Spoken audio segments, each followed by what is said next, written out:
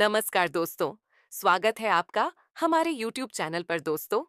आज आपको श्रीमद् भगवत गीता जी का प्रथम अध्याय सुना रहे हैं। इस भागती दौड़ती जिंदगी में प्रभु का नाम चलते फिरते ही सुन लेना चाहिए। तो आइए शुरू करते हैं। अर्जुन का विषाद, दुख का अध्याय। कुरुक्षेत्र की भूमि पर महान युद्ध की तैयारी हो चुकी थी। दोनों ओर की सेनाएं अपने अपने शंख बजा रही थीं।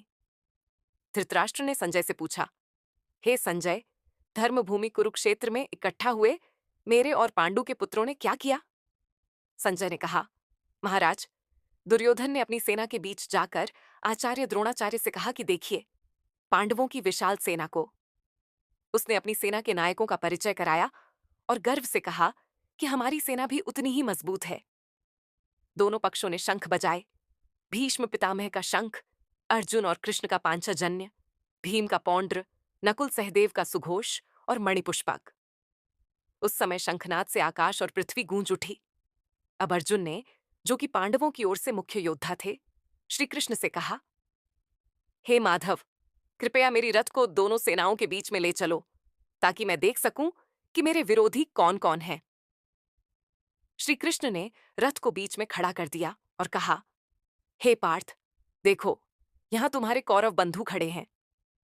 जब अर्जुन ने देखा कि उसके सामने उसके अपने पितामह भीष्म, गुरु द्रोणाचार्य, चचेरे भाई, मामा, भाई बंधु और मित्र खड़े हैं, तो उसका हृदय द्रवित हो गया।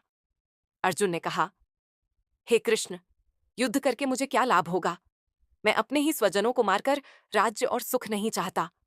मेरे हाथ कांप रहे हैं, शरीर जल रहा है, गांडीव धनुष हाथ से छूट रहा है। युद्ध में जीतकर भी अगर हमें अपने ही बंधुओं का वध करना पड़े तो ऐसा राज्य और जीवन व्यर्थ है। हे गोविंद, मैं इस युद्ध को नहीं लड़ूंगा।